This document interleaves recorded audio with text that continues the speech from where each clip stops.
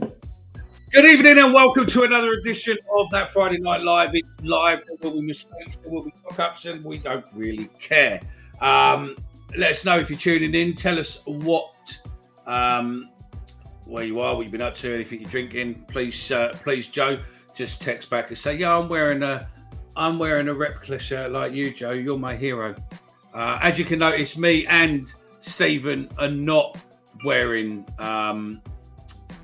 a replica shirt, pretty much like our fan base. I've never wore colours to watch football, apart from tomorrow when we do the remembrance is the only day that I'll wear colours, and that's only a scarf with they will be remembered on and the Millwall and all of that lot. But other than that, yeah, I suppose then without further ado, you've seen him for weeks on end. If you watch Chat with Chaps, we are joined by the one and only Chaps. How you doing, fella? You all right? Good evening, Mickey. Good evening, lads. It's been a while since I've been on one of these. I'm buzzing to be part of it, and yes, I am wearing my favourite retro Millwall shirt of all time. Another member of my gang, Stephen, over there, not wearing a Millwall top. How you doing, Stephen? Yeah, very well, very well. I'm really pleased that Ben has joined the call now, because he was going to ruin my intro, but we've got the makings of a perfect five-a-side team here. We've got two lads already in kit, ready to go, and we just need to find a keeper. Joining in us as well is the one and only pissed up boy, Ben Green. How you doing, fella? Am I getting a reputation? I think you might well be, yeah. And Joe, that's my favourite Millwall top, so I'll let you off for wearing that one. Oh, thank you, Ben. See? I knew I could count on two of you. No fucks given there, mate. And without further ado, the one and only, the Married at First Sight super fan, the one and only Joe Zampa. I wasn't married at first sight good yesterday. So I'll tell you what happened, Mickey. Do you want to know what happened? Not really, No. mate. All right, You I'll can tell you tell us if you want. No, go on, tell us if you want. I'll say. Anyway, let's look at some of the comments. I don't want to spoil it for all the listeners who are caught. Someone tell me when he stopped fucking talking bollocks.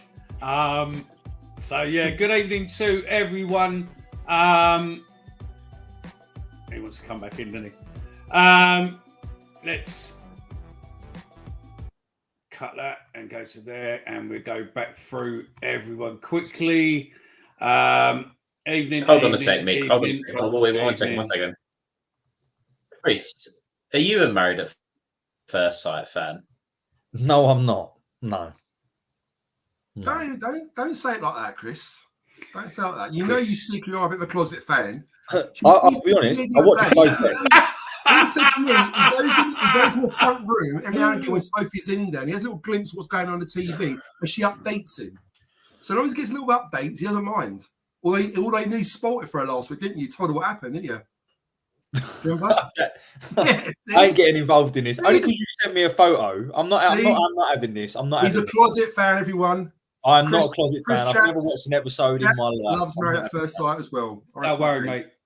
You know, Joe said closet in about 4 or 5 different sentences in a space of about 30 seconds there. I think I think Joe knows closets far too well for my liking, but still we're going with there.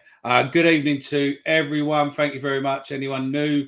Thank you very much. Thank you very much. Thank you very much. You know how it works here. It's all fucking madness for the first couple of minutes, and then we crack in.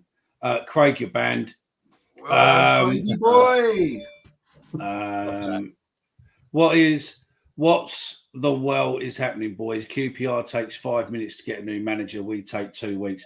Yeah, I know, but the trouble is they'll be replacing theirs by Christmas, and hopefully we won't be replacing ours till 2026. Oh shit! Did I say that out loud? Oh dear. Bonus le glare. I take it that means good evening. Somehow in French. David's comment. Actually, the line. You could do with emailing me because I think my boy's homework this week is writing a letter in French. So yeah, I might subcontract that work out to you if you want. Jonathan Fellhouse tonight. It is indeed. Get your bingo cards ready. Baldy Barrett till January, is it? Oh, I think we'll get onto these rumours in a minute, mate. But there's a couple of different rumours flying around, and Joe Edwards' odds now being pushed out. Going by the betting market, it's going to be Nathan Jones. Well, right, let's just look. We appeal to everybody. We appeal to everybody. West side, east side. We appeal to everybody, mate. So he's even wearing a hoodie for the chicken shop kids as well. Look. Yeah. It's better than wearing my kids' fucking football top.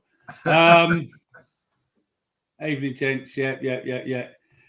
Mickey Barrett, twin, Joe the Stalker, Ben Bradder's mum, Stephen Hot Pants, champ, Stevie Morrison 2.0. Love that. So, saw Mickey on the Saints podcast show thingy. Good job, fella. Cheers, mate. I seem to have gone down really well. I don't know if you've seen that show, by the way, lads, but I seem to have gone really well with Southampton fans on that one. There we go. I love the way how you even surprise yourself there, Mickey, when you say that. Listen, yeah. I'm all right where I go, mate. I'm all right. I'm a character. And that's what it is. No. Listen, this is all make-believe. This is all a character, mate. Do you know what I mean? And that's it. Is Mickey practicing the monk chart, or is it raining in his living room? No, it's not raining. It's a bit cold. I like this because it don't show off the fucking great big bins I've got on my ears. So, yeah. Right. There we go. Oh.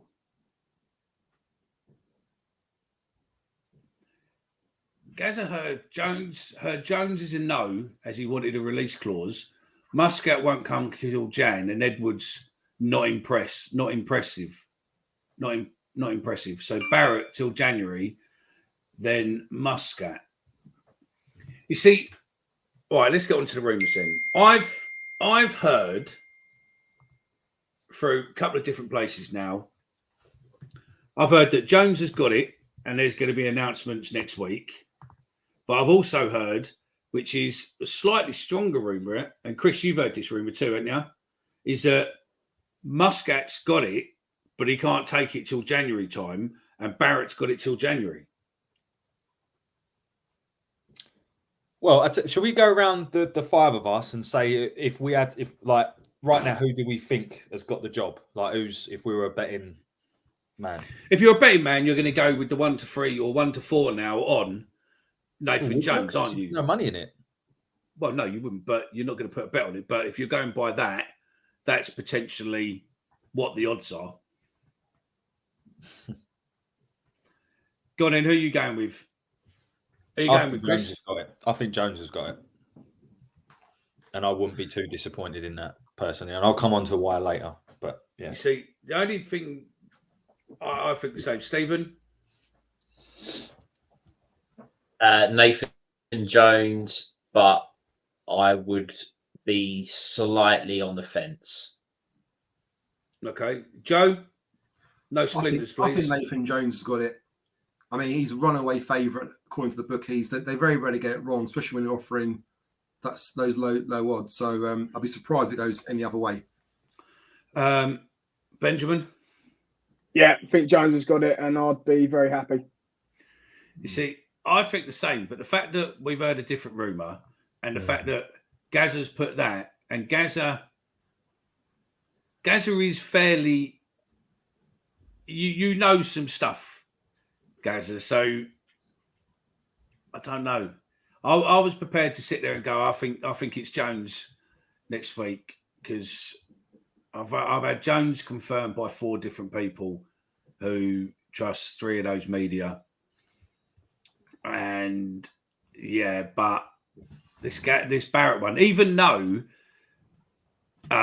Richard with that thing where that geezer posted there, which I thought was bullshit anyway, but after that there is room, but it could be based on that. People could be hearing shit on that, but yeah, I would go. I think it's Jones. I've heard that he's been offered a long-term contract, so you see, I don't know. The problem is with this is that Millwall are always so fucking so close knit, and they don't tell you shit. That was quite rhyming, wasn't it? I should be a fucking poet there. That you can't ever confirm or deny. And the fact that none of these managers have come out and said yes, no, maybe. No one's actually come out and confirmed or denied that they're going for the position, apart from Edwards, because obviously the FA have given him permission to speak to the club. It's just, I don't know. It's a weird time. I don't know. Whoever wants to go first. Chris, go on, fella, you go. What, in terms of why I wouldn't? It's just madness at the moment because there's no one coming out confirming or denying any of the rumours. Richard is obviously, as we know, no disrespect to Richard, he's a good journo, but he is the club's mouthpiece. To be fair, out the local media, if anyone's going to find out the inside knowledge, it's definitely him, hands down. Hence why I posted that thing to him earlier and just said, "Rich, your faults," and he come back and said, "Do you really want me to justify it?" Hopefully, that means that it's Jones what's got it. But fuck me, if Barrett gets announced as the manager, then poor old Rich is cocked up there big time. But he did with the keeper as well, didn't he? Yeah. I think with obviously Rich, he will only leak things if he's told he's allowed, right? He's obviously built a relationship with a club that enables him to get privy to certain information that others. He's known Steve since Charlton days, so he's known Steve trusts him. Exactly. So there's trust there. So, but look, I think the process has probably taken us a lot longer than all of us would have liked. Probably the club as well. I would imagine a lot of the rumours and a lot of the leaks have not come from the club side. I think it's probably come from the prospective managers themselves or their agents and things. So you can never really believe anything that goes around.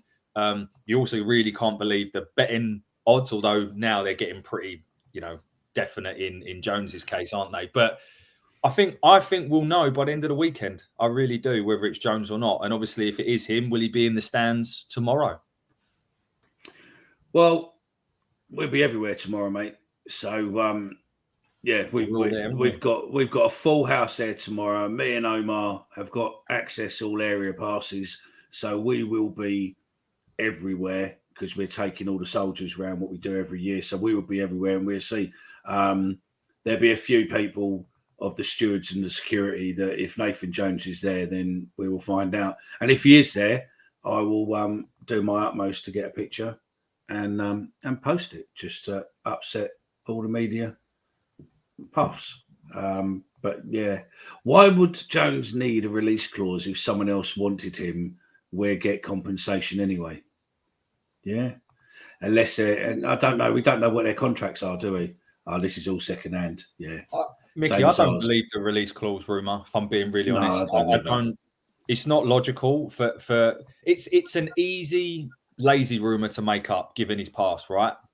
So it's just an easy one to make up. I don't believe it for a second, and I honestly think that given what Jones has done for his last couple of times, he's obviously left Luton. I think he would be a very, very stupid man to demand that. We are told by Rich Cowley that Jones wants the job. So if he wants the job, I think he would be very stupid of him to demand that. Yeah. No, I agree with that. Completely. I think there's a lot of similarities as well on Nathan Jones. Oh, Stephen, I think you are on a lag because Ben was going to say on Nathan Jones. There. Okay, go on then. I might nip out and come back in 2 seconds. Right.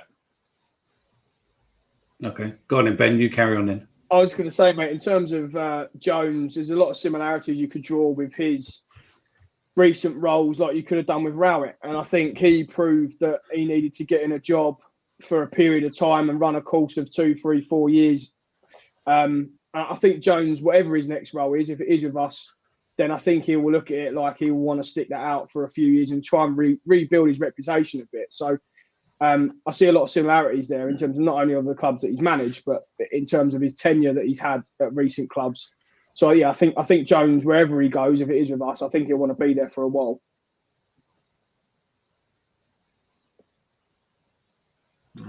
Yeah, it would only take £100 bet on Jones to swing the market strongly in his favour. Some would happen. Yeah, I agree with that. It wouldn't take a lot. Hence why we wanted me to see if we could get into betting, because we would have absolutely just proved how fucking pathetic the betting process is, and it would have been highly amusing. As far as I'm led to believe, Anthony, is I think you're a new listener, so welcome aboard. It was Steve Kavanagh. The first interviews with Steve Kavanagh, Aldo, and James Berylson. And then I think when it starts getting into more technical side of it, I think that is Steve Kavanagh and Aldo. That's what I am led to believe. Whether or not that's true or not, I think they offered it to Jones, but then they start to hammer out the details. Yeah, is it a take that reunion? Yeah. Okay, Jonathan. If it's a take that reunion, who is who? And if I don't get Robbie, I'm pissed. So yeah, Jonathan, let's know who is who. End of the day, if Jones leaves us for another club, must mean we're doing well at the time.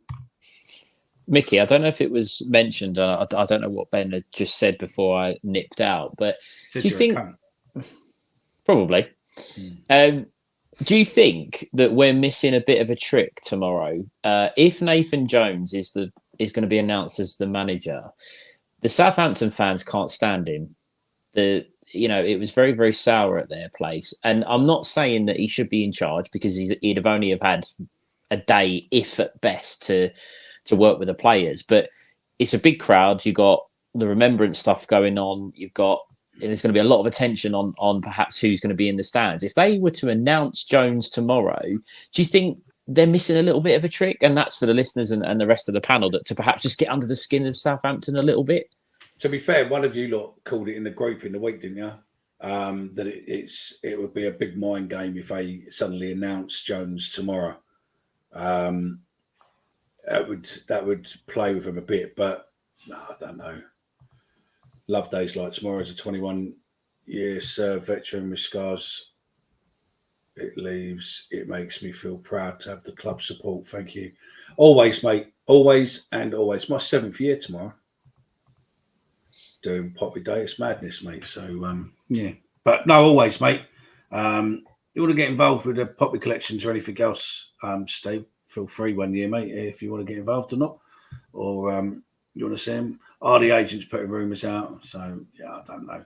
Got it, boys. You talk. I'll just flick through these for a sec. Whoever wants to say something. Joe, you get paid by the word. You ain't said a lot tonight. Yeah, I mean, to be honest with you, I'll be happy with Jones or with Joe Edwards. I don't know if anyone's seen the interview that Joe has done for, I think it was for Everton, when he joined Lampard as assistant manager. And for you guys, if you haven't seen it yet, I'm sure you'll find it on YouTube. If you just Google it. I think it goes on for about 18 minutes, his interview. But he's a young manager, enthusiastic, very, very passionate, and he seems really intelligent. He speaks so well for a young lad. I'll say he's a young lad, he's probably mid-30s or something at the moment, but he talks a lot about his style of football. He likes playing on the front foot, high press, and everything he was talking about, I was thinking, yes, yes, yes. All the things he was saying, I thought, I love that at Millwall. You know, what he expects of the players, how he works them really hard in training, how he wants them playing with a high tempo. It just seems to, I just think it'd be a perfect fit for what we're looking for. The only thing is he's slightly untrusted. But that being said, McKenna was an unknown when he was at Man United youth academy manager and youth under 21 manager, I think at the time, under 19 managers. He went to Ipswich last season, and you see how well he's done there, getting them promoted and absolutely flying at the moment in the Championship. So, you know, yes, there's a risk there, but I think Joe Edwards is one for the future. With regards to Nathan Jones, I think he's a great match for us as well. I think he's got a very similar way of playing football. Again, front foot, aggressive, high tempo. And everyone worried about him using us as a stepping stone. I think any manager uses Mill as a stepping stone. I think even Gary Rowtler uses it as a stepping stone if he got a better job elsewhere to move on to bigger and better things. Don't get me wrong, we get into the Premier League, then of course that manager will probably stick with us. But if we don't, or we get near or whatever, I'm sure if the Premiership starts calling or a strong Championship team starts coming, if we do get Nathan Jones or Joe Edwards, they'll be off in a year or two. And fair play. If it gets us in the top 6 or gets us challenging or building a good squad, then fair play to them. It's a win-win. I think I see anyway. Can I just say, in this group, mid to early to mid 30s is young. Just putting that out there. In this group of 5, it is. So just wanted to, Yeah, well, 5. Well, us 4 in our 30s. Mickey, not quite, but I know what you mean. I know what you mean, Stephen. I know what you mean. He was born in 1990. It's a bad line there, Nick. Funny, find out again. Joe Edwards was born in 1990. Same year as me. You, Joe, were born in fucking 1975. I wasn't. So technically, you're old enough to be Joe Edwards' dad. In fact, Joe Edwards' and granddad. mine then. Yeah. When was you born, Ben? What year? 1990, mate. Fuck me. Now ask Stephen, Joe. What about you, Stephen? 91. So does that make me the youngest here? It does, doesn't it? Yeah. Wow. Oh, wait, when were you born? 91. Shit, I was leaving secondary school in 91. As I say, me, Chris, and Ben are the sort of early to mid 30s part of this chat. I So had my first shag in 91. To be Same. honest. Wait a minute. Who's your mum again? I'm joking. And by the way, Joe, his mum He's my brother. watches the show. He's my brother. Yeah, his mum watches the show, mate. Was it Mary? Yeah. Was it Mary, Stephen? Your mum? Monica. Monica. I knew it began with an M. Stephen, Never does your forget sister watch Never the show? forget her name. I don't have a sister. I know you don't. I'm winding you up, mate. Oh, Chris, who invited Chris? What's he doing here? Berylson has to be guided by Kavanagh in these interviews, but does Kay know how we, the fans, feel about Rowet's defensive football? I think they do, because I think the board were looking to get. They didn't expect him to last the season. To be fair, maybe they. I don't think they. So what I've heard, they don't expect him to hear. I don't think they expected him to go like he did, but I don't think they expected him to do. Tomorrow is the wrong time to have Jones in the stands or being announced. No, I agree, and I think that's probably why the club ain't doing it. That's why I can see a Monday announcement for Jones. Club would be extremely respectful and would not want the focus to be off the remembrance game process. Absolutely I get that. I understand that, and I'm not taking anything away from that. But the priority of the football club should be winning games of football. Apart from tomorrow. No, but the priority of a football club is to win games of football, regardless of. It is. Oh, I totally agree, but we ain't done that lately, have we? I know. Just watch Chris's shows. He's been looking more and more suicidal as each week goes on.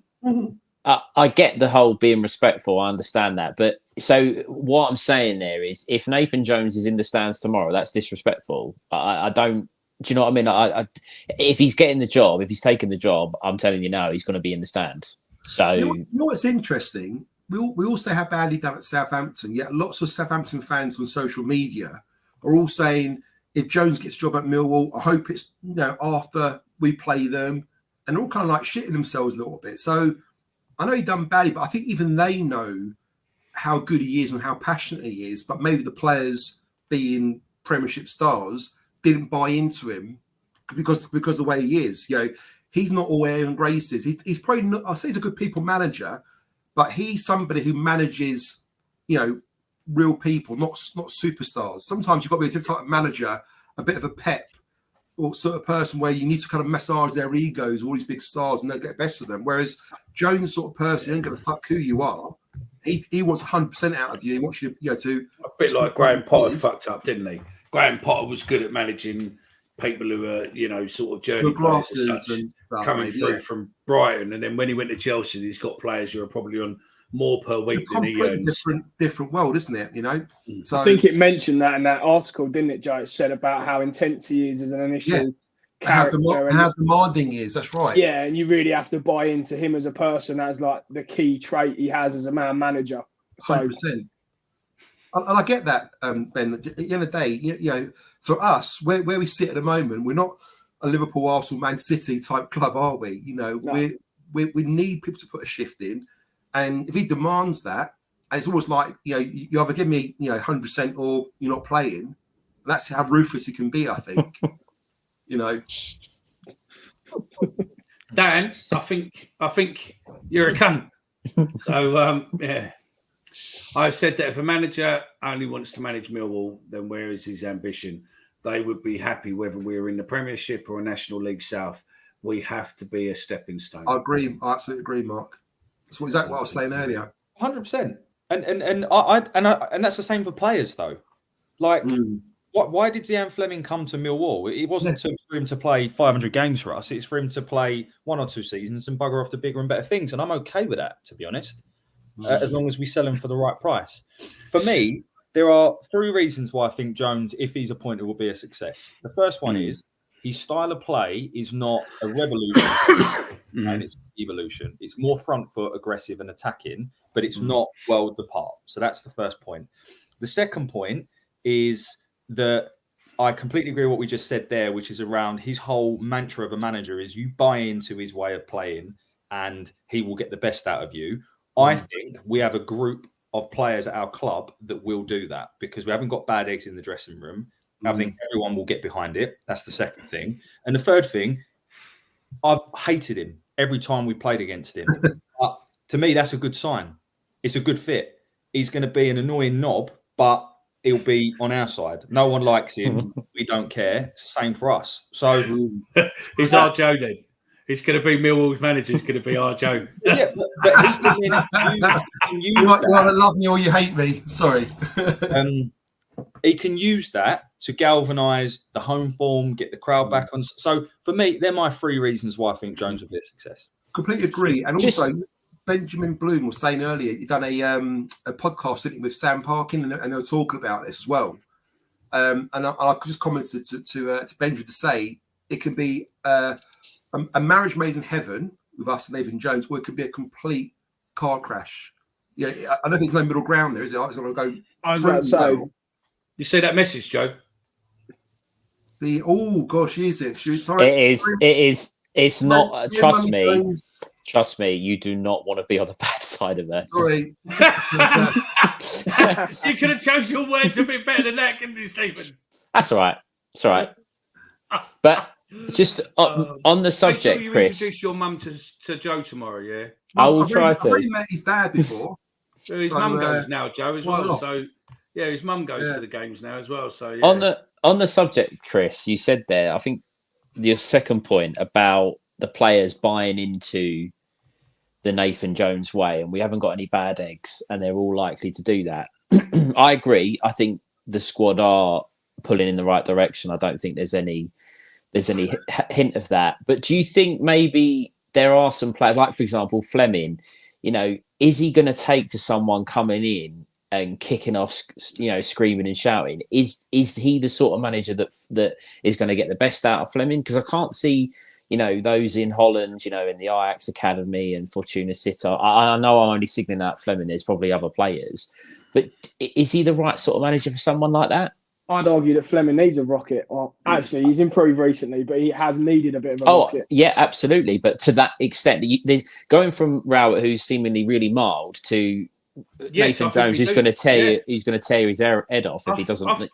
I think that's what we need. I think that's the problem. Is that you've got to have someone. We need a manager in the same style of probably Kenny Jackett, or as much as it fucking. I'm not even going to say it, but managers before. And like Harris, where you need a people person, and the problem being is that Rowett wasn't that person. We all know that Callum was, and I think Adam Barrett is. I mean, you speak to people. Adam Barrett is absolutely loved by the board, and the players absolutely adore him. So he must be doing something great. The problem is that they've got too used to maybe not that level of aggression from a manager, and that's what we need. We need that level of, if you fuck up, you don't really want to be going back to the dressing room because you're going to get red ripped off.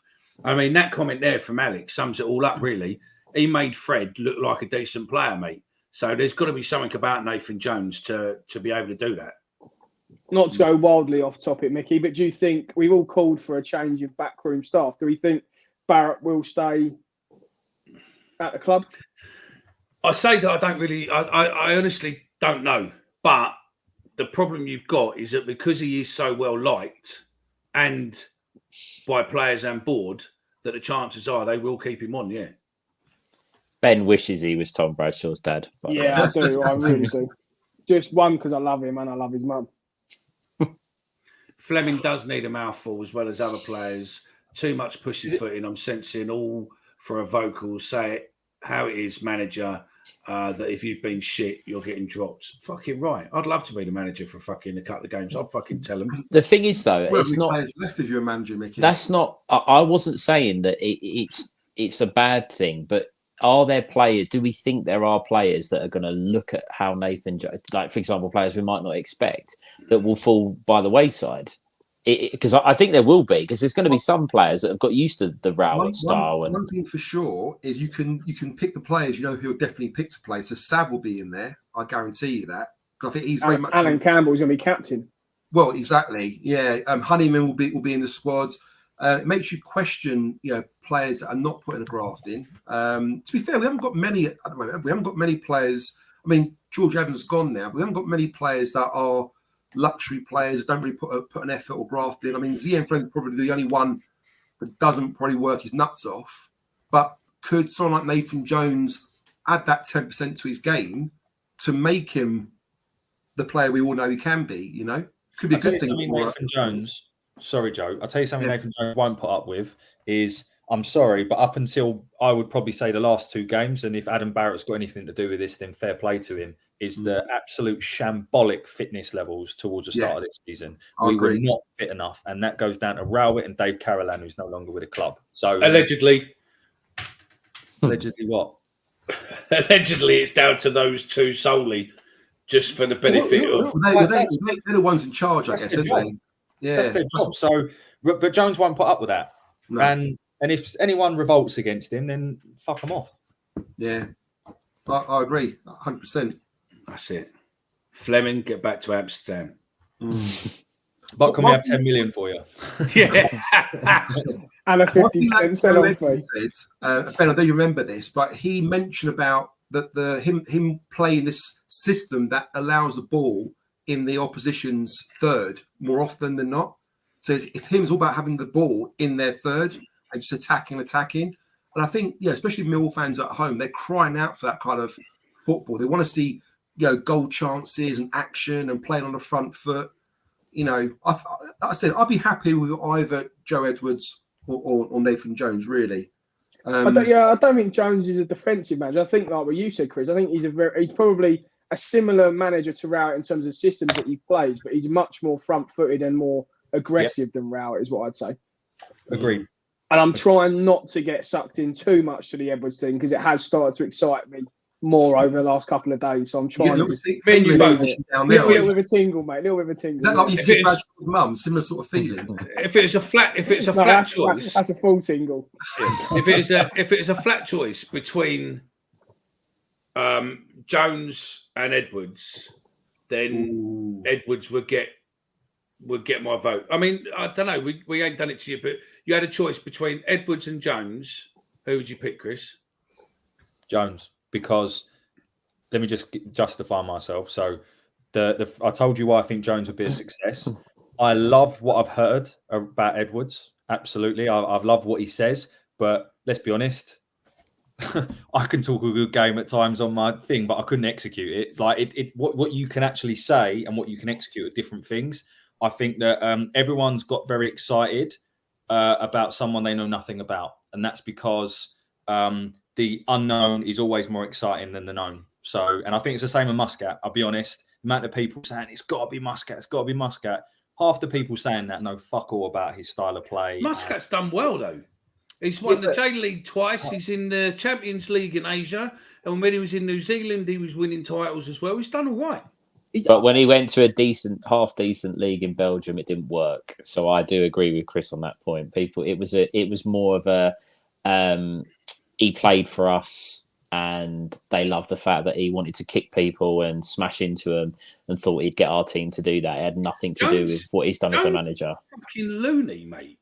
Don't think that Jones ain't a loony. Jones is a fucking lunatic, mate, and he will rip them apart. He's just probably the same as Muscat was on the pitch. Jones is as a manager. But Nathan Jones has done it. He's got a team from the conference up to the championship, and had he have stayed in with Luton, who knows? He may have been the manager to take them up. Muscat's done it in Japan. No disrespect to Japanese football, I don't know enough about it, but it's not the same. It's not the same. So I understand where Chris is coming from with that. I don't agree with Edwards. I think it would have been refreshing to have go in a completely unknown direction and bring in a young, highly talented coach. I did say earlier that I was in the group chat, and I'm not going to go against it now that we're live as such. I am slightly gutted that it appears that Edwards isn't going to be coming in, because I really got excited, or to paraphrase Bren, got a tingle at the prospect of going in a completely different route and going down the coach route like other clubs have. I know the unknown can be scary, but maybe we needed a completely different route. That's just my opinion. But Nathan Jones, I'm not unhappy with Nathan Jones. I think I'm a little bit disappointed that we haven't gone for the right. We're going to go a fresh, complete route. No, the only thing with Edwards. One sec, Ben. Listen, put in the comments, mate. You got two choices. You got Jones or you got Edwards. I just want to see what you're doing. You got 2 minutes. Get the vote in. When Ben stops speaking, we'll flick through him. Go, Ben. I was going to say, could you imagine if it went wrong for the first 5 games with Edwards, how much we would crucify him as a young manager?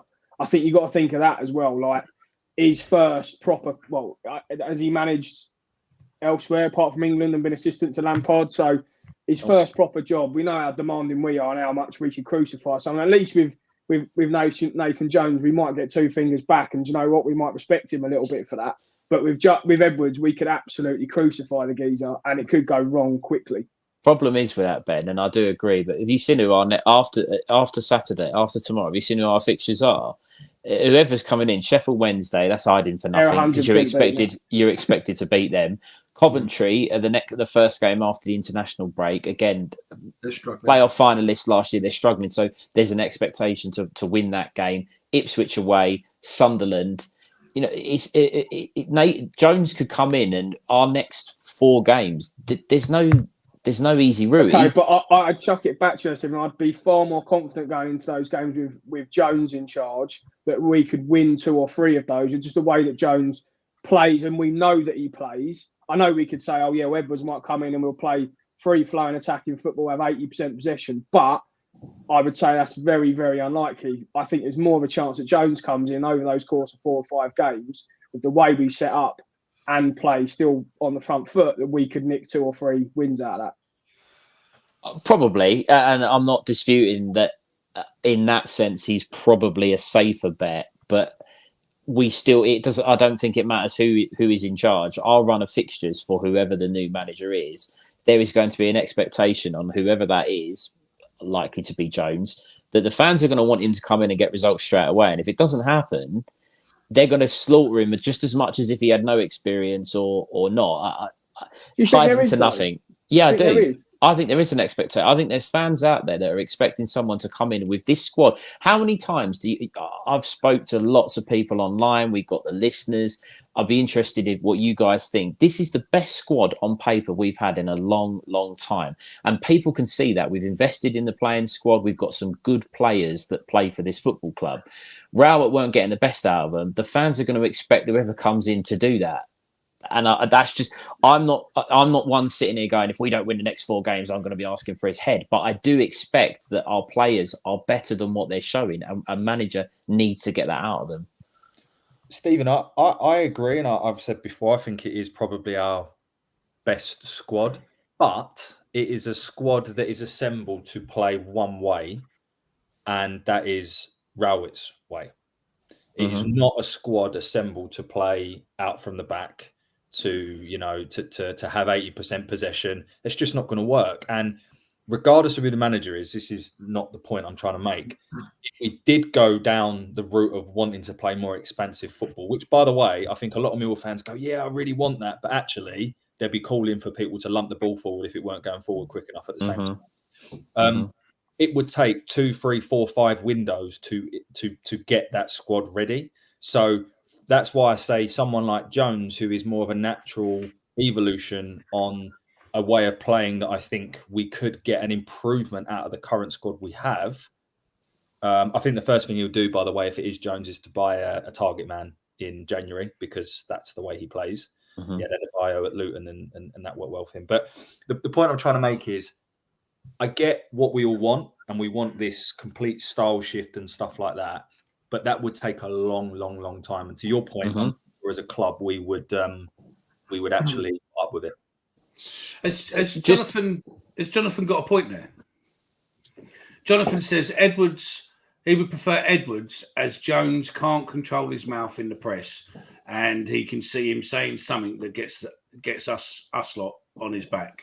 Because we would crucify him. If he says the wrong thing, we're coming here on a show on a Sunday night after a Saturday game, and he says something wrong in the press, we would come on here and we would debate it. We would cut him off for it. Well, what's he going to say? If a player's not performing and he calls them out for not doing what he wants them to do or whatever it might be, then who are we to get on his back? At the end of the day, unless he's having a dig at us, the fans, then I think players need to meant us as a show. I was going to say, fucking hell, I doubt if that would be allowed. No. Just two things on that, Joe. I agree. If he did the sarcastic clapping that Rowett did at Norwich when most of us were there, they wouldn't accept that.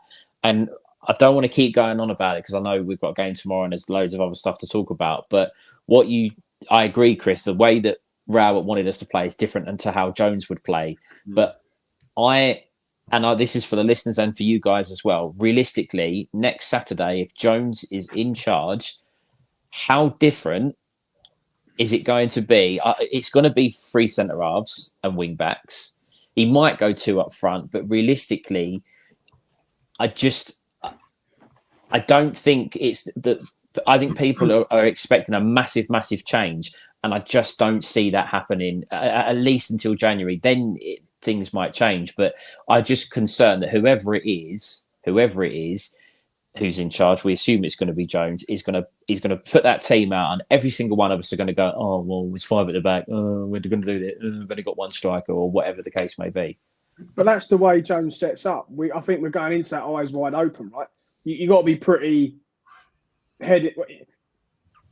If you've seen Nathan Jones's sides over the last couple of years, which you all have, then we know how he sets up. So just so I don't understand it. So he sets up, you're saying, the same way Rowett does. Yeah, but we at the back, from a formation standpoint, not from formation. Not from his football. Yeah.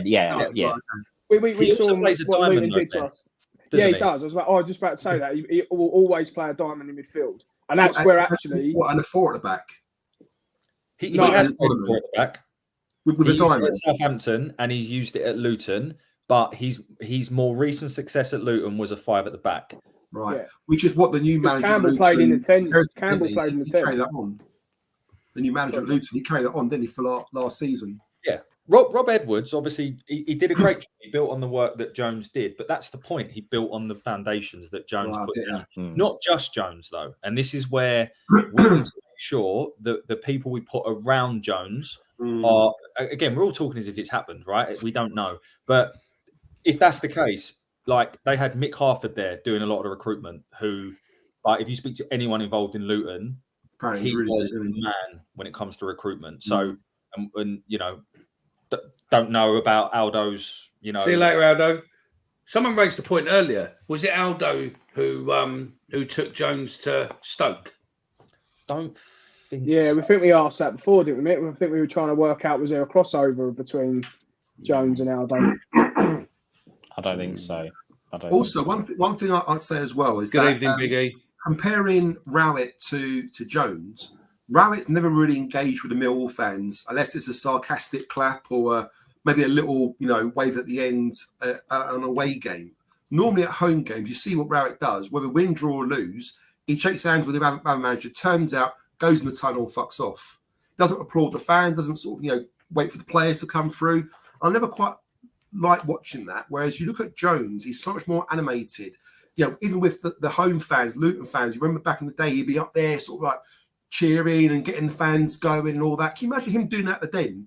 Can you imagine him run up to the fans and doing all this and the fans cheering? That's what we need. We need a character that's going to get the fans to play a part and be that 12th man in the Millwall team. We haven't had that for the last 4 years. Whereas I think Harris and Rowett, Joe, don't we? Sorry, mate?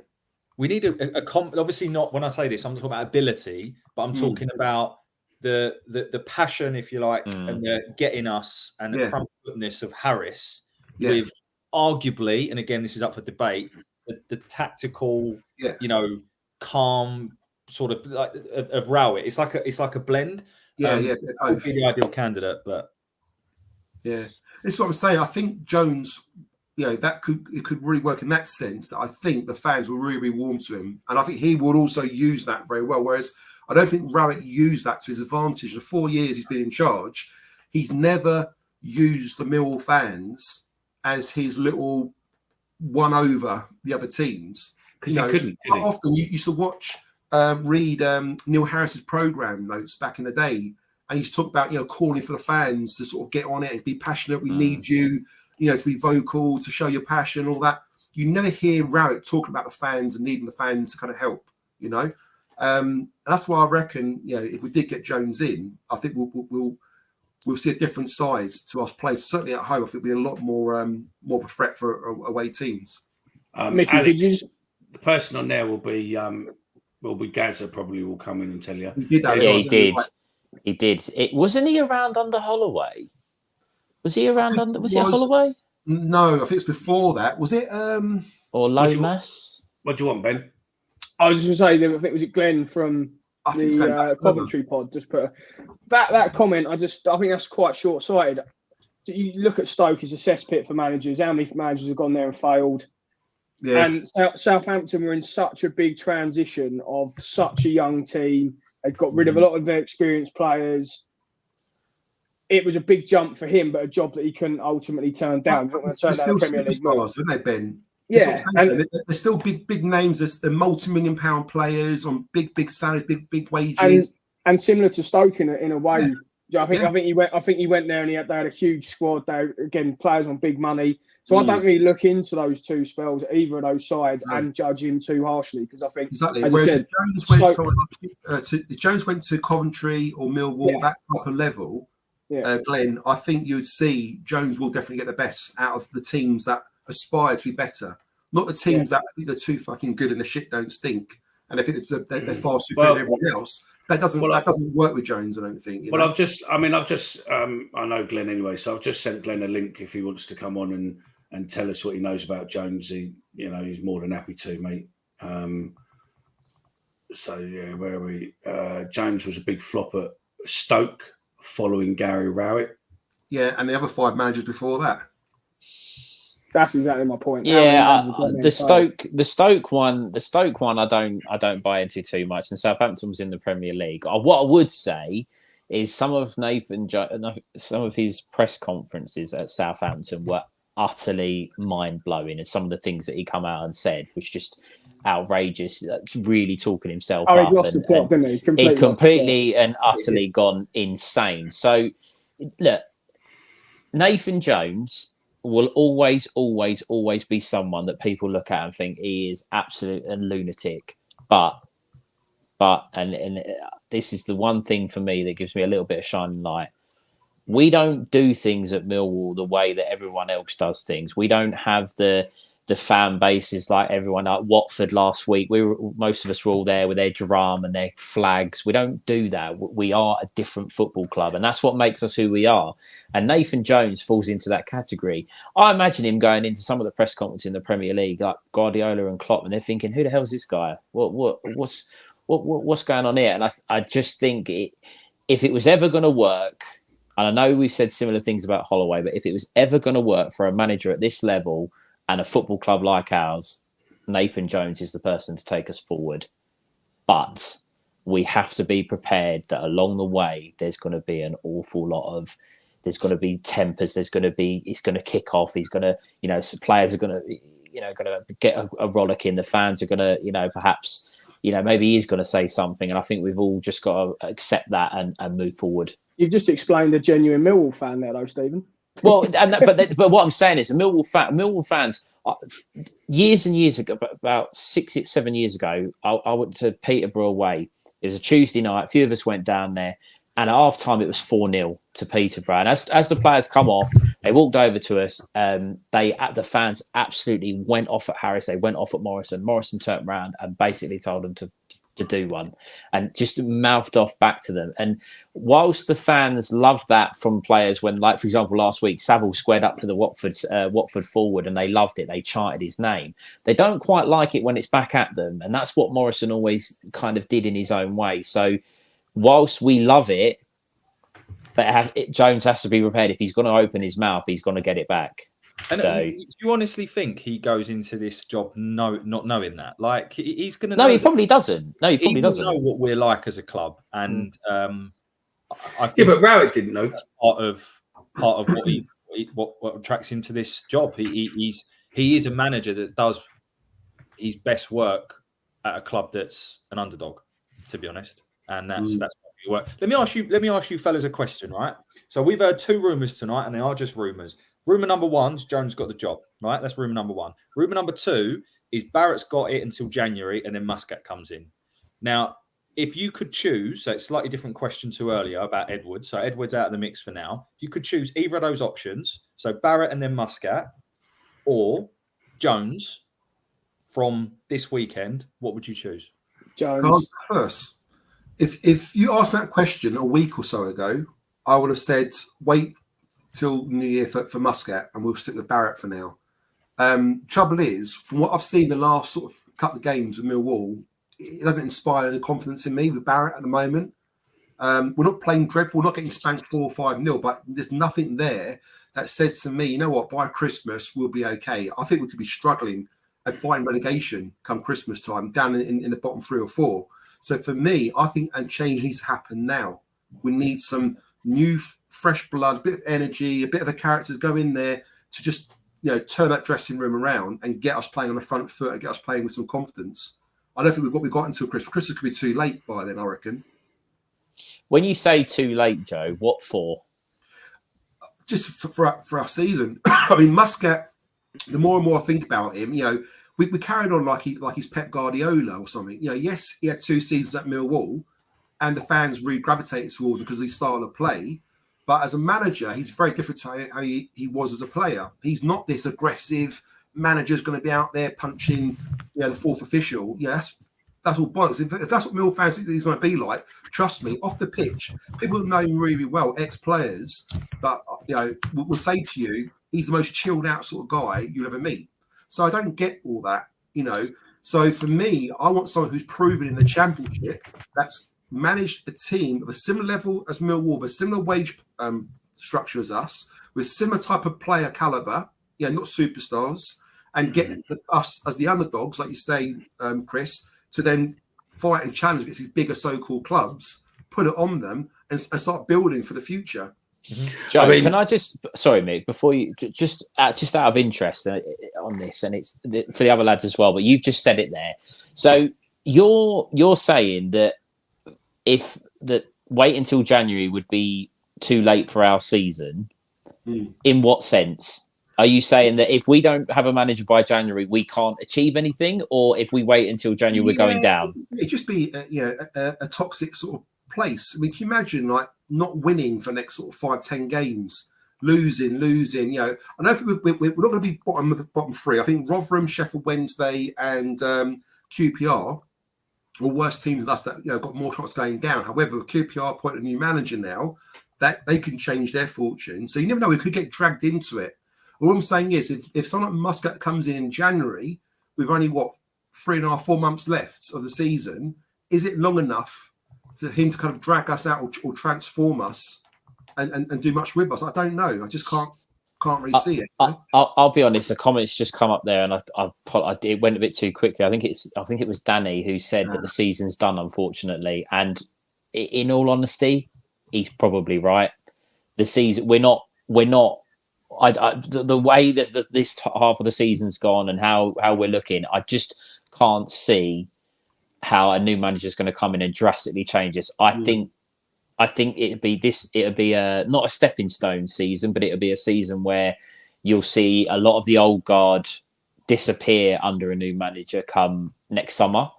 and I think then next season it'll be a chance to go again. Personally, I hope I'm wrong, but yeah, I don't think we're a million miles away, mate. I think if we got Nathan Jones in and he managed to galvanise the squad, they all bought into him, as we said. But we're only 6 points off the playoffs. It's not like we're a month away from the end of the season and we're 6, 8, 10 points away. Like, we've got a long time to turn this around, and the new manager, whoever it is, going to get a January, so he's going to be able to maybe get a couple of loan deals in. I don't think it's all doom and gloom. I think if as I say, if it is Jones and he comes in, I think there's enough time for him to galvanise that squad, put his stamp on it, because it's not going to be a million miles away from what we've already said in terms of Rowett and formation. So I don't think we're going to have to completely change the way we're going to play. So I think, as I say, if it is Jones, I think we've got enough time to push towards the playoffs. I hope I'm wrong. I do. I'm not sure. I think as much as we all want our expectations and we're all hoping for a really, really good season again, I just think it's going to have to. I think we just have to be a little bit patient this year, whoever it is. And talking to Millwall fans and knowing how Millwall fans are, that's quite difficult. But I think this season it might be a little bit of a push with John Berylson's gone. Rowett, who'd been at the manager for 4.5 years, has gone. It's a huge, huge change at the club, and I think we just have to take all of that into consideration. I also think January is too late for us to come in. Because you think about it, he's going to be so preoccupied in the J League trying to win that. What time's he got to Millwall, looking at analysing our squads and our strengths and weaknesses, and who we've got to try and get in as a lone player in January. At least someone like Jones will come in now, let him work next 7 or 8 weeks until Christmas, gives him enough time to look at our play, look at where our strengths and weaknesses are, and then in January get some couple of decent known players in maybe. Yeah, right. Totally agree. Can you hear me now? You can hear me? Yeah. Sorry, my microphone kept switching off. Stephen Lloyd on Twitter. I'll just run through some of these Twitter comments because there are a lot of people watching us on Twitter, and I have to obviously go on the Twitter to say. Stephen Lloyd says, "Don't think we can risk an up and coming. However much I would love it, Jones will suit us down to the core. Every club thinks he's a cunt, and we're exactly like by all around us. So perfect union."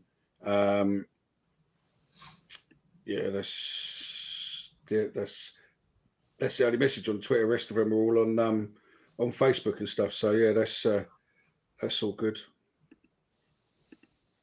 As you were.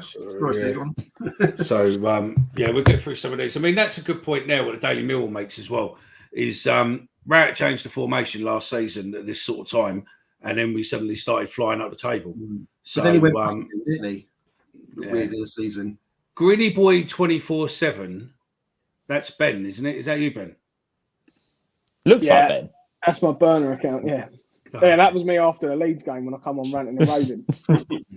Got to take the positive out of the situation we are in. It's time to change. Has to be a young, fresh face, new ideas. For me, big change. If we can do well with the younger players, new ideas. Out of interest, just on that for you guys, I'll go round and just yes or no. Under Nathan Jones, do SA and Amaku get regular starts? Joe? Yes. Ben? Can I have Amaku? Yes. SA? No. You can. Chris? Same as Ben. Mickey?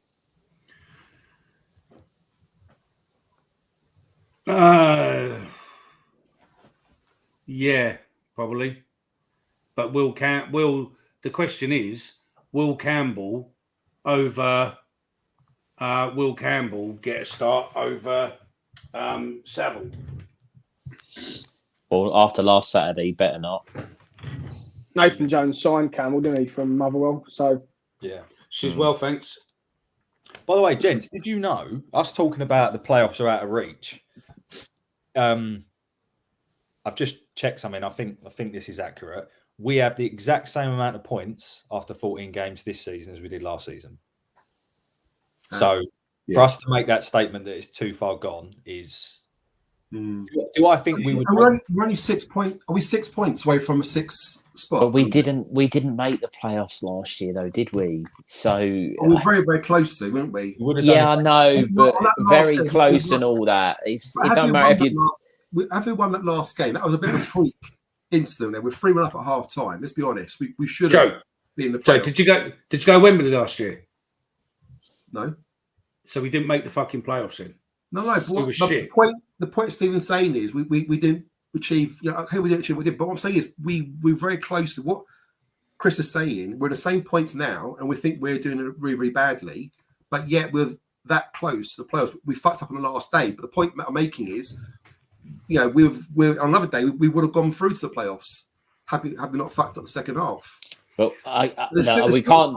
Our season's not over, is it? At the moment, We can't keep talking about last year, but ultimately we didn't not make the playoffs because of the last game of the season. We didn't make the playoffs because of the last 10 games of the season. So there's a lot of factors that go into it. Of course I don't want to write off the season. All of us, we go to a lot of games. We want to have something to strive for and achieve. And I'm not just going to.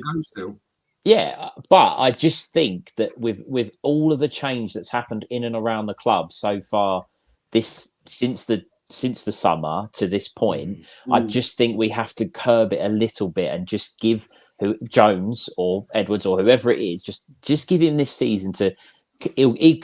There'll be a lot of players that I reckon that are out of contract or potentially looking elsewhere. That Jones will be like, thanks for all of the change that's happened in. What is going on?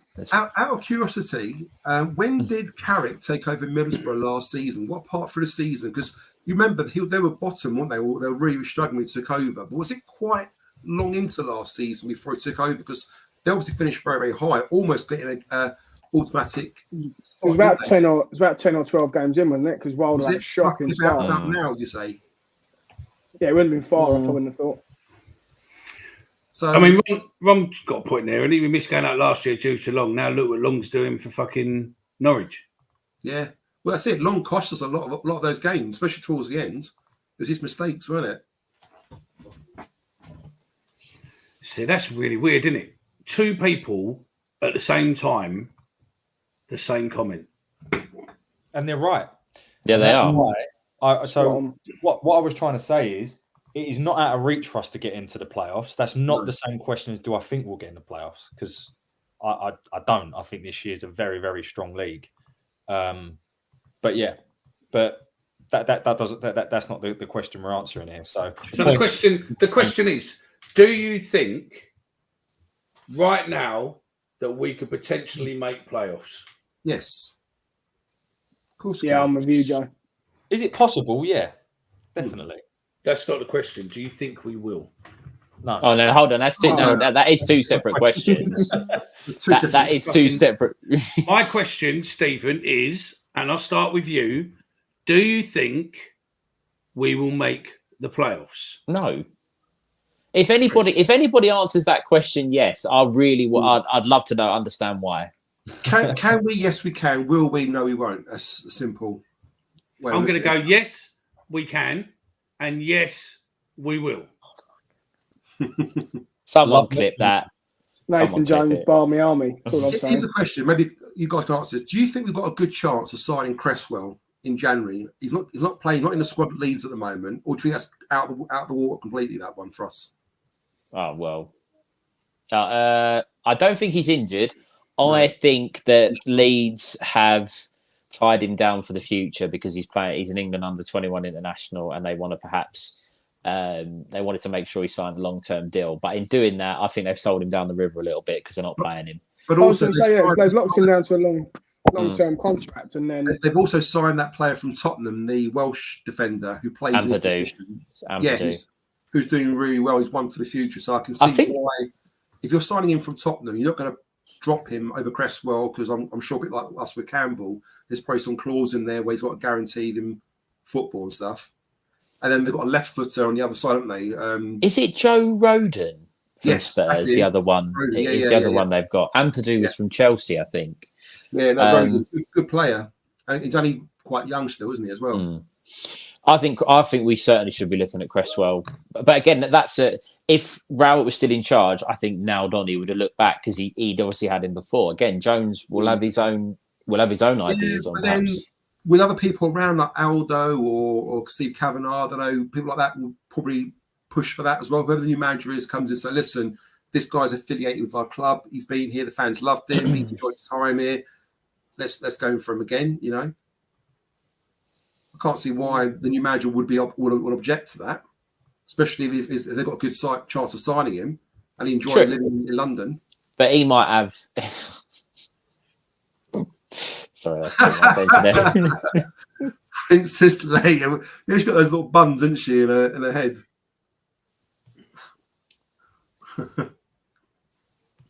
Is it? No, it's not better like that either, is it? It makes it fucking. It's weird. The reason I wear earphones is because if not, when you lot speak, you'll get the reverb back through the sound. So hence that's why I wear earphones, for sound quality, not for cosmetic reasons also. But yeah, I'll take my hood off now that the abuse has started. But Big E did say that is Stephen Adrian Charles' love child. Yeah. But only Monica can ask. Did you see the next comment where Chris Brown said Princess Leia had hair, which I quite agree she did. Yeah. There's Chris. So yeah. There we go. Look, another one from Ron. I totally agree with you guys. Fucking hell, you're about the only person who does agree with all of us, if you're agreeing with all of us.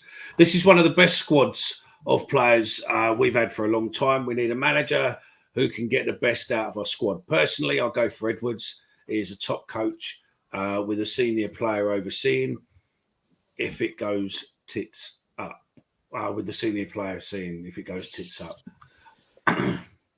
Just on that as well, Mickey, I'm kind of going back to what Chris said earlier. Do we know he's a top coach? I get he's England coach, but do we know he's a top coach? Or are we just sort of putting 2 and 2 together and getting 5 by going, he was assistant with Lampard and he's an England under-20 coach, manager? Do we know he's a top coach? Well, the teams he played with, the under-16s, the under-18s and stuff, and I know it's different age groups, but at Chelsea and that, he was very, very, very well thought after. So I mean, you don't get an England job without it, right? And he done well. And Chelsea's got a good under-16s, under-18s team. So, he for must Lampard be... to take him to Everton with him as well, you must really rate him. But I mean, I haven't watched the England under-20s play, so I'd have no idea. Well, they won the World Cup. Games, pretty much. They won the World Cup, 2 years ago or so? They won. I mean, I don't think he was there then, but they won the World Cup. So I think he's only managed 2 games for the under-20s. And a and good he's coach got 2 more games, though, isn't he? A good coach doesn't always make a good manager. I'm not sitting here saying he wouldn't. I think the whole point is it depends on what the club want to achieve from this appointment. Edwards is a gamble. 100%. We have no idea whether he's able to execute these coaching excellence that he's got. Same with Muscat. People base Muscat based on what? I'd love to know how many people have actually analysed his style of play and watched games and things like that. But people, as I said earlier, people love the unknown because it's exciting, it's different.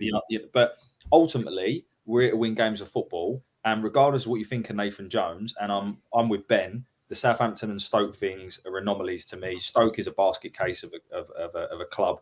And Southampton, yes, he was out of his depth, but we're not Southampton. We're Millwall. We're more akin to Luton. And that's why I think Nathan Jones is the man. Well, I'm going to have to make Greeny Boy's comment just then. Greeny Boy, I'm not disagreeing with you. I'm saying Jones is my preference as well. All I'm saying is playing a bit of devil's advocate about Edwards. Don't write him off, is what I'm saying. But I agree. For me, we need someone like Jones. I do also get that from Connor as well. I do get that. That's the exciting bit, right? That's it. All right, Jones, fucking Muscat, fucking Edwards, fucking everyone. Simpson. We're done. No, we're done. We're done. Because otherwise, we've just fucking spent an hour and a half talking about 2 geezers. What will be sod's law that neither one of those fuckers will get the job. It'll be fucking someone no one's fucking mentioned, and someone will make an absolute fucking thingy. Well, I mean, I'm surprised that Wilder and people like that haven't really been seriously mentioned, but hey ho, we don't know what's there. But look, that's done. Tomorrow we face Southampton. Southampton's we got a game tomorrow.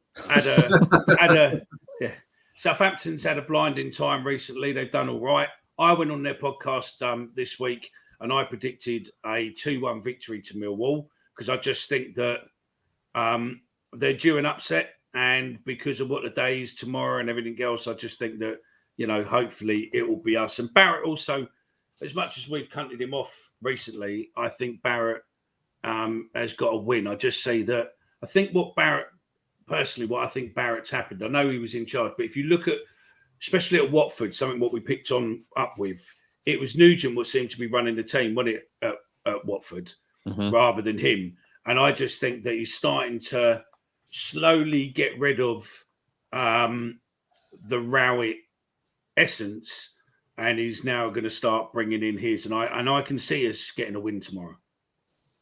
Chris? I'm glad you went to him first. Nah, I'd love to see us getting a win tomorrow, but I don't. Unfortunately, I think we'll lose 1-2. But I think we'll give a good account of ourselves, just like we have done, to be fair, in the last couple of games. It just hasn't been enough. What did you make at Watford with the fact that Nugent seemed to be running the show at Watford? I mean, did he? Like, yeah, he was. Yeah, but what are we? Hold on a second. What are we basing that on? Just because he was standing near the touchline and barking orders, that doesn't mean he's running the show. To be fair, most of the second half, most of the time that there was any change in any of the positioning, any of the subs that were made, any of the set pieces, there was one time we had a free kick where it was Nugent directing the traffic, giving instructions to the players. I think he had a lot more. Was involved a lot more than what people may have noticed. It wasn't actually my dad. I was at the game with my dad. He was the one that had picked it, that had spotted it more than what I had, and then I obviously noticed it as when it was brought to my attention. But I do think he had a lot more to say in that second half than perhaps people may have given him any credit for. Okay, maybe Benjamin. Yeah, I think similar to what Chris said, mate. I think we'll give a good account. I think obviously going to be a sellout. Always a good day, Remembrance Day. So I think it's going to be a tight game. I just think they're going to have too much quality for us. Yeah. See, I just wonder. You see, this is my thing, and I'll come to you 2 secs, Joe. Is Barrett, being the fact that he was there with Harris, or he was there when Harris was there, so he's been there. He's been there, 6 years, 5 years? He knows how to get a full house on side.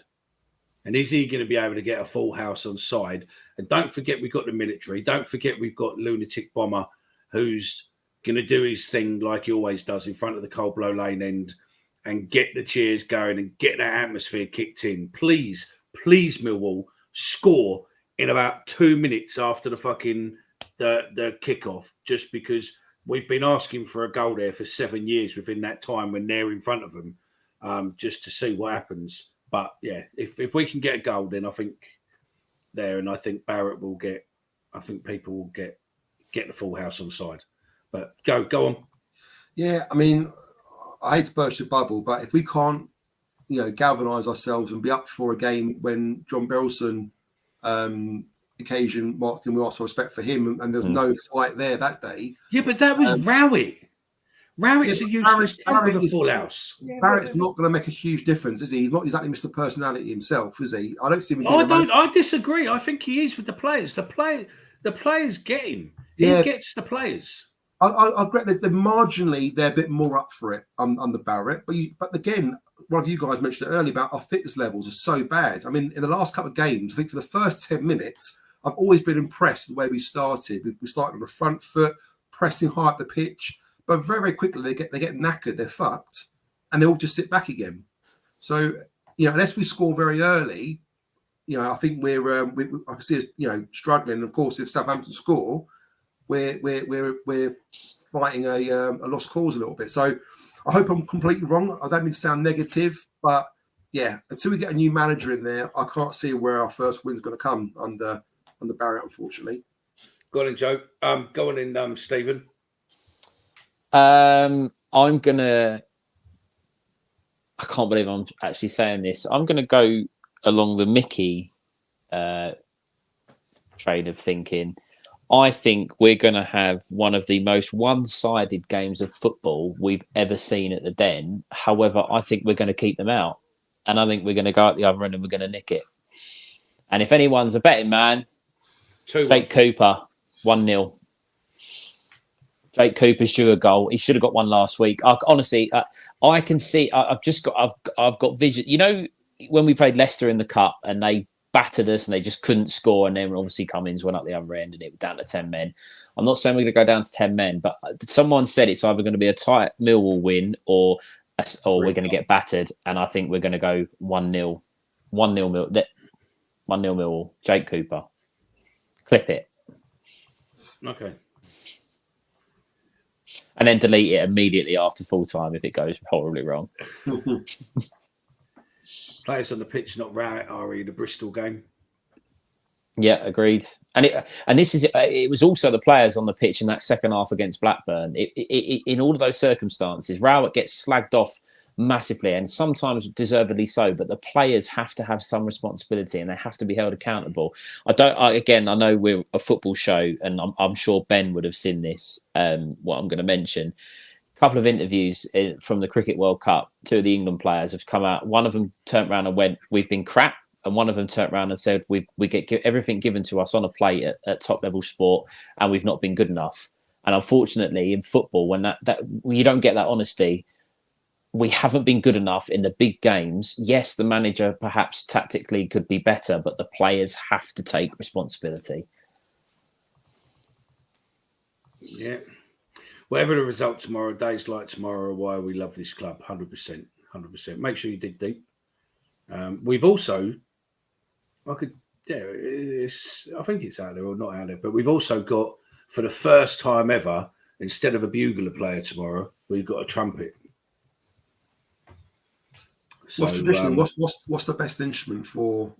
Well, personally, bugle's good, and I did have quite a few buglers this year, but unfortunately, due to everything going off, the soldiers I had have been kept in a part of the world instead.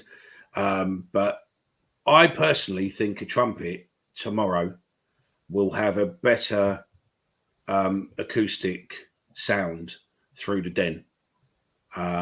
Like probably we've not heard there before. I think it will be piercing tomorrow. I think personally, and is the guy we've got doing it is I think it's going to be interesting.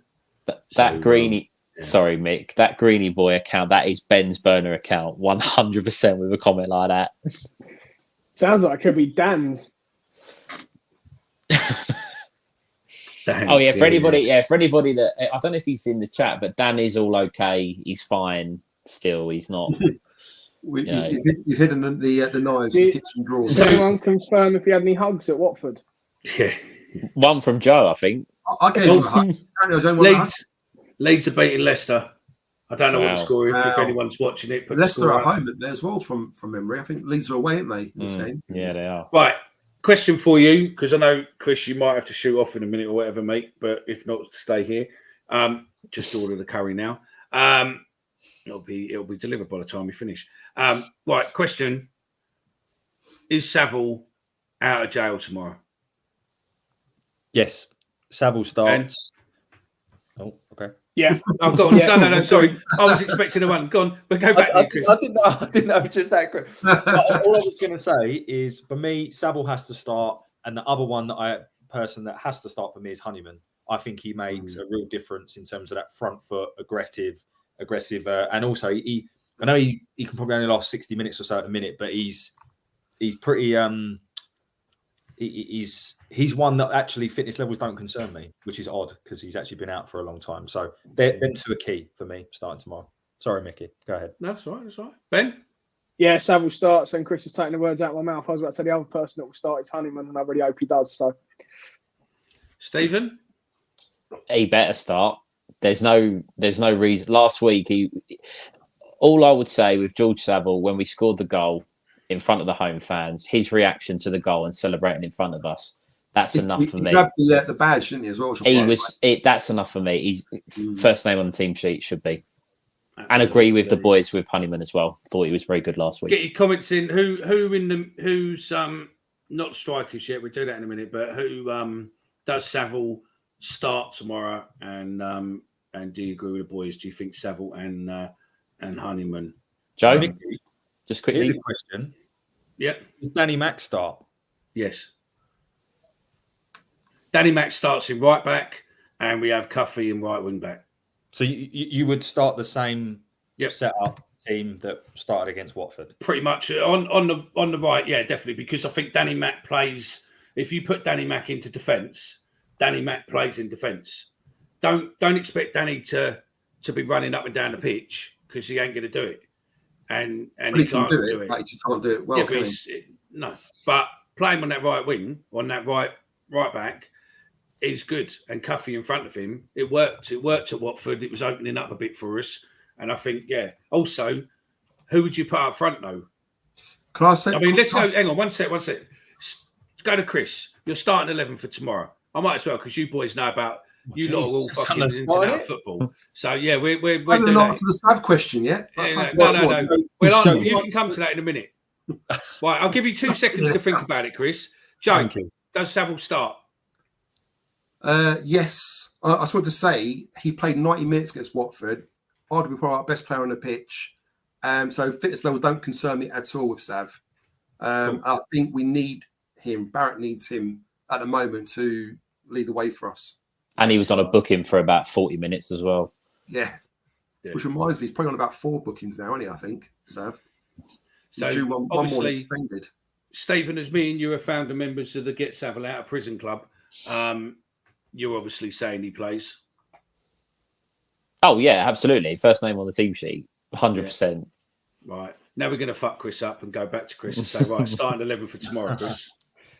So I'm going to assume that although it looks like Lenny and Hutch are back in the squad, I'm going to assume that they're probably not fit enough to start. So that's an assumption which I'm making. If that is the case, I would go with the same starting lineup that played at Watford, to be honest, because I don't think you've got many other options. So that would be Bart, back four, Danny Mack, on the left, Muzza, Harding and Cooper in the middle. And then the only one that I would possibly change, so Denor, Saville, Fleming, Honeyman, Norton Cuffy. The only one is Bradshaw, to be honest. I'm a big Bradshaw fan, massive Bradshaw fan, but the last few games he hasn't seemed on song. But I probably would persevere with him for another game. I wouldn't start in Maku in a game like tomorrow, personally. And I don't think Nisbet's fit. So by default, I think Bradshaw starts. So basically, long story short, same team. Okay. Ben? Yeah, it's really boring following Chris, mate. I don't think he can change it. I think it's going to be exactly the same. I think just Campbell will come back in, right? He'll be on, as in, he'll come back into the squad. He'll be on the bench, but I don't think the starting 11 will change at all. Okay, no worries. Joe?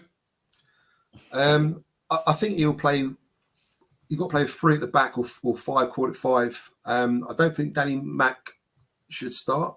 If we're playing 5 at the back, then obviously Norton Cuffy plays the wing back. I'd like to see Hutch come back in. I can see Hutch coming back in if he's available to play. I agree with Chaps as well. You know, I like Bradshaw, but I think we need a bit of quality up there. Someone like Nisbet will also do a better job for us. And of course, we want Honeyman and Maku to start as well, a bit of pace. Maybe Nisbet and Maku up front with Fleming behind or something, maybe. And then, yeah, I don't know how you fit all those in, but yeah, we need to definitely play to our strengths. Okay. Stephen? I'm going to go a little bit rogue with what I would do. First question, does Danny McNamara play? No, but only because I think we play a 5 back. I don't think you could go 4 at the back and play the same system and same tactics we did at Watford as you can against Southampton. I just don't think that's going to work.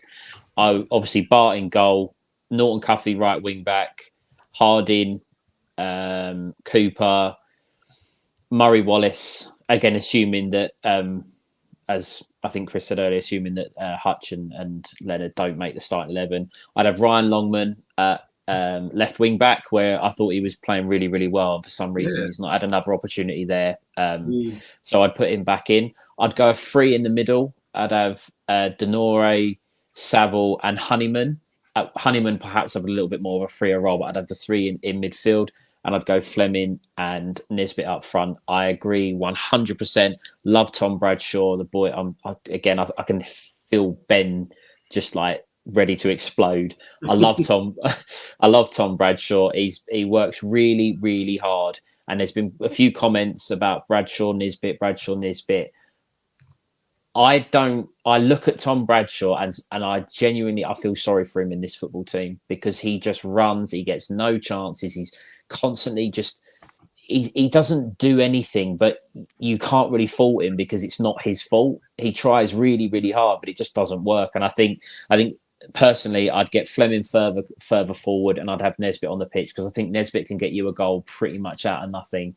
And I think Bradshaw's not quite up to that standard. No, I agree with that. I think that's it. But I think the problem is with Bradshaw, he's all right if he's getting service. If he's not getting any service, then he just can't. He can't make things happen because I don't know. He just doesn't seem to be able to get things started, does he? So he needs to be in and around the 6-yard box, doesn't he, Bradshaw? But we need to get play in that final third to create crosses or chances for him. But we don't play to his strengths, do we? No. We never have we, for a while. So no. Can Harding score another goal tomorrow? Would like to. I think he's his goal celebration again. Yeah. No. He's got to drop that. No, he's got to drop that. No. Against Watford, you even hear them. See you later, Chris. See you later, Chris. Thanks, mate. See you tomorrow. See you later. Don't forget you can see Chris on Sunday evening with his Chat with Chaps. And if you've not seen any of them, if you liked him tonight, it's the first time you've seen him, just go on our YouTube channel and see the post-match reactions. He does one of those every week. I did notice did someone comment and said that marriage has got to him because he's gone grey earlier? Someone did put that comment in this. And he lost some hair as well, wasn't he? Yeah. So we're slating him off. Now he's gone. We're slating him off. It'll be here in a minute. Might be a bit mental, but I'd like to see Denor further up the pitch. I think he could find a pass. That's an interesting Possibly. The thing is, I think Denor has been so good at what he does. I just think you have to keep him in that position. Don't tamper with that. There you go. Look, there's Millwall's one, 4-5-1. Bart, Wallace, Cooper, Harding, Danny Mack, Denor, Saville, Fleming, Honeyman, BNC, and Nisbet. Honestly, and I obviously listened to your guys' teams. Joe, I think you were kind of on the same route as me with a wing back rather than a right back. Do people honestly see us playing 4 at the back against Southampton? No. Is there much difference from Watford away to Southampton at home? I think it's different. Southampton play a lot. And also, when we're away from home, I don't know if you agree, Stephen, you're playing slightly deeper line as the away team. Being at home to play in the front foot, we're going to leave so many gaps between our back 4 that Southampton's pace on the counter would absolutely destroy us.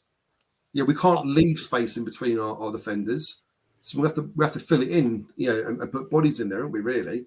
So outside of Preston, when we only had 2 days after the departure of Rout, or 3 days, was on Wednesday. We played the 3 or the 5 at the back, and the other 2 games, Barrett's played 4. Is that right? Yes. I don't think he'll change it. I'd be surprised if he did. I think he'll go with 4. Yeah, I think he will. The question is, who's he play at right back? Danny McNamara, or does he go brave with Norton Cuffy, or does he do what he did against Watford and play Norton Cuffy? Yeah, I think he'll do that, and because I think you've then got the option to say to Norton Cuffy, sit in a little bit deeper, give Danny Max. Yeah, and you can almost play 2 right backs if you wanted to. If we're getting overrun and we need to sit in and be a bit deeper, you can say to him, drop back, and he can be a bit more defensive. Possibly, yeah. So then, gents, we should have done it before Chris fucked off, but hey ho. We didn't. Score prediction for tomorrow? I mean, we literally all have done it. I know, but I'm asking you for it again.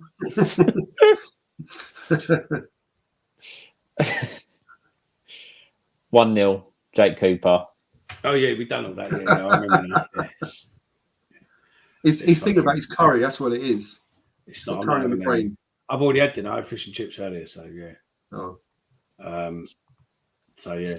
Make sure. Go on, then, Stephen. I was going to say, someone mentioned earlier, Sheffield Wednesday. Any of the listeners going to Sheffield Wednesday? Ben, I think you are, aren't you? There was a fellow who asked, wasn't there? Who said, are we going? Yeah, we're coming up. We're coming up for that.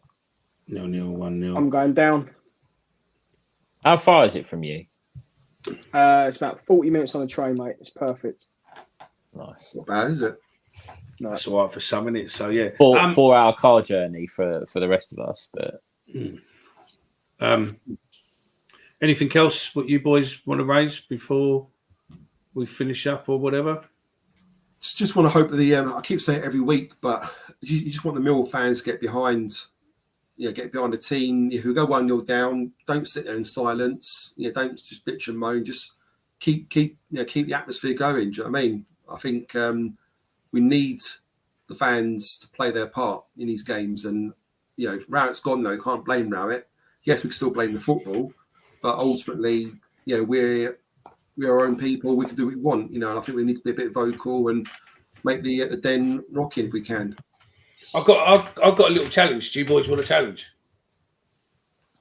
Go If on. it means running on the pitch naked, then no. No. Why would that be the challenge? Oh, I don't know. It's definitely not. It's definitely not gone through my mind. Do you know what I mean?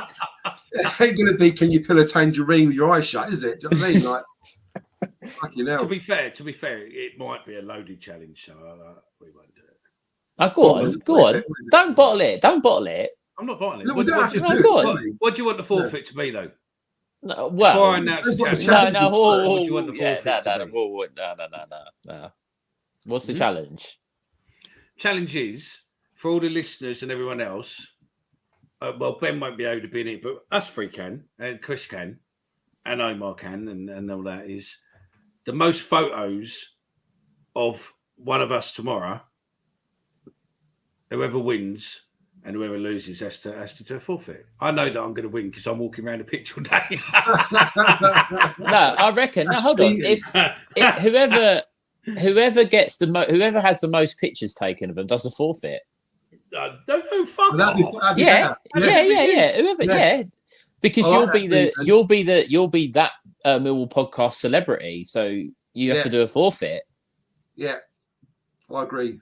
Like, so whoever has the most pictures taken I'll of tell them. you what we do is we do it a different way.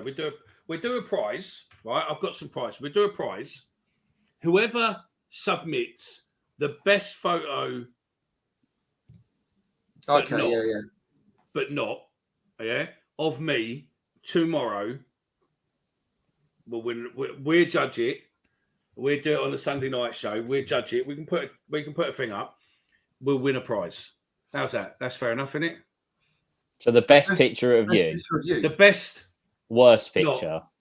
of me from tomorrow will win a prize. All right. Or Stephen in his shorts. I mean, think someone's. it's quite funny if they can get a picture of Omar or Or Yeah, Chris. that would be the one. If someone can get a picture of all of us in. Well, no, I tell you what, this is quite a fun one. If you can It's get a full- how many of the podcast team can you get? So if you get one picture, 2, 3 pictures, then obviously Who's there tomorrow? you're the winner. How many of the Mill podcast team can you actually pick out and find? Who's there? So all of us are there apart from Ben, innit? Yeah, so I'm saying. Yeah. And, you don't And just necessarily- hold on. Also, just so he's not left out, because he is our northern correspondent.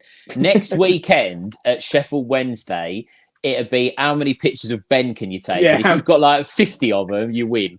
No, I think that's it. I think it's it. If any home or away game, if you can get a picture of all of us together, you win a Oh, prize. you won't get. It won't be all That's together hard. because we don't sit anywhere near each other. Yeah. No, but you might be able to catch us before the game, standing around or whatever. No, if you know where you drink. I reckon Joe's idea, if you're going to do that, it'll be, can Alright, you go on get then. a individual picture many? of each How of many? us? We can be with you. It can be a sly one. It can be whatever you want. But no, Joe, I'm muggy really, competition. really concerned about you, mate. I am really, He said really he was worried close. about you. Anywhere, you could be at the bar, you could be wherever, He said he was in I mean, the maybe closet. not the toilet then, He yeah. knew about the closet and all that. But anyway, right. Tomorrow, get there early if you want, have a drink and all that there. The poppy lot will obviously be walking around from 1 o'clock onwards. Nobody is safe, including our mate. I know what box you're in. and none of the sliding away like you do every year. Go, no, I've already got a poppy. Put some fucking money in the pot. Everyone else does, so you can too. We'll be there looking to collect as much as we can. We have got a Southampton fan who's a serving guy who's going to be there as well with us. Bomber's going to be there. In fact, I think tomorrow we've got 3 Royal Navy who took our Manchester the Queen on her last journey as well tomorrow. There's no other club in the country that could be able to say that.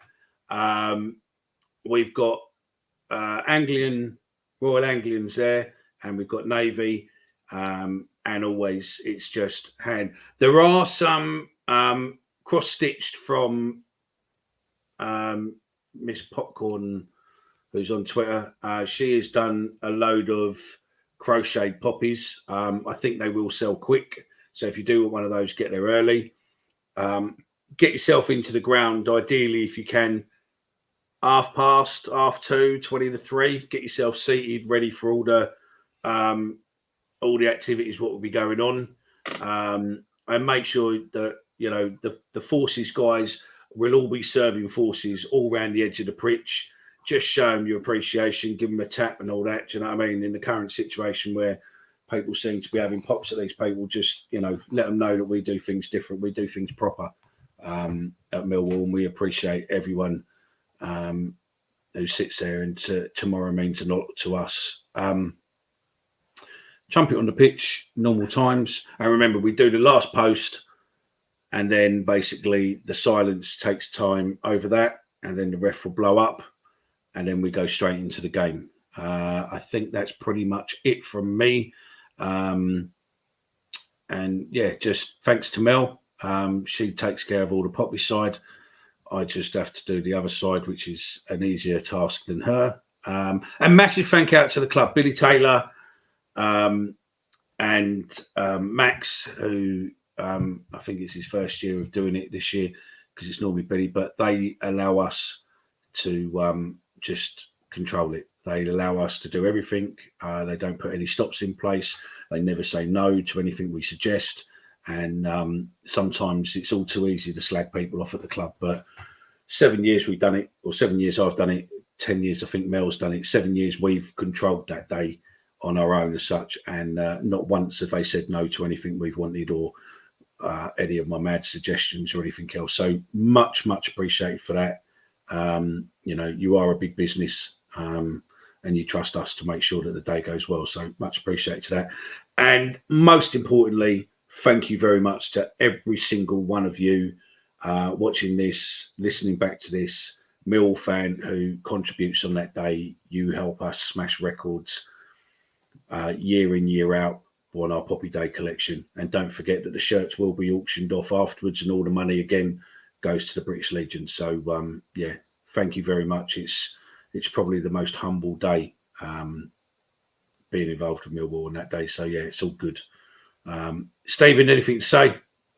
I've just put a message on the comments just to say, don't forget to tag in that Millwall pod in all the pictures tomorrow, Twitter, Instagram. I know we have a little bit of a laugh and a joke about the piss take ones with us, but as Mickey, I think he said, I might have been in our private group, there's people all around the world that, ex-forces, Navy, whatever, that want to see footage, that want to see pictures that can't be there on the day. So tag us in. It doesn't matter if you take one photo or if you take 100, you're going to see Mickey on the pitch, Omar, whatever, Oscar, whatever it is, take your pictures, tag us in. And as always, we always say, and we didn't really touch on this.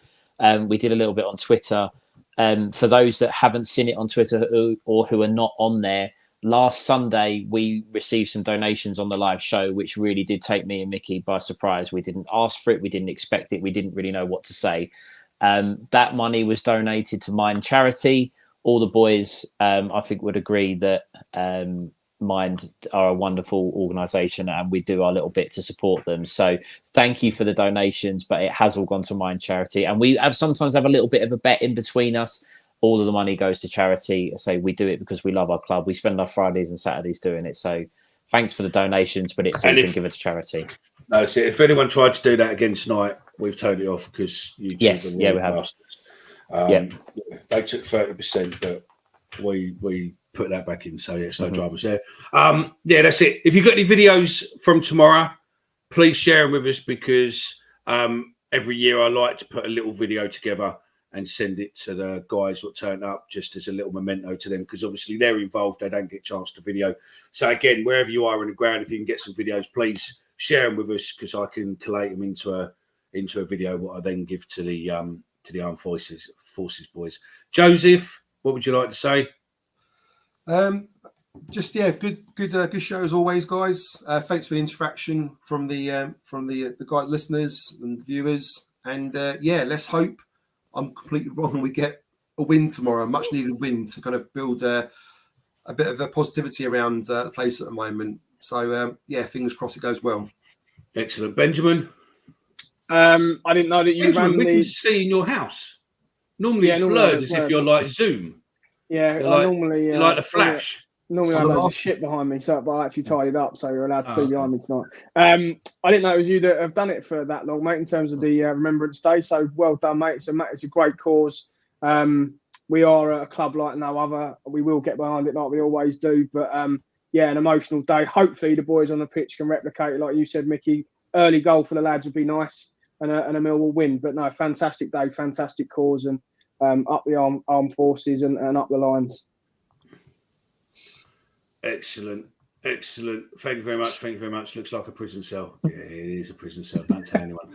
That's it. We're done for another Friday night live. We're back on Sunday night. I think I'm going to be needing to find a new co-host, because Stephen is not available, I think, but maybe Benjamin will do it with me. I'm around Sunday. Are you? I should be. Oh, fucking hell. Okay. I won't put up the message you sent me the other day then saying, I might not be around Sunday. Find someone. So Stephen is around then. He's just a lying cunt. Wait. Don't forget the train to fuck tomorrow. I don't know. Don't forget the train to fuck tomorrow. So there's no trains to South Bermondsey, so you'll have to walk up from Bermondsey. Other than that, I think we're done. We're back Sunday night. Remember now, going forward, Friday night, Sunday nights, we do a live show. Saturday morning, you'll get today's show as a pod. And then Monday morning, you'll get the Sunday night show as a pod. And then Tuesday morning, you'll be getting Chats with Chaps as a podcast. And then on YouTube, you will get some other bits and pieces. But that's the schedule now for the show. So Friday night, Saturday morning for a podcast. Sunday night, Monday morning for a podcast. And Chat with Chaps is on a Tuesday morning, unless we've got a midweek game, and then we'll figure something out in there for you. So other than that, that's it, and we'll see you all again same time, by now actually 9 o'clock Sunday night, and hopefully we'll all be ecstatic because we beat Southampton, and we're going up the league. Laters.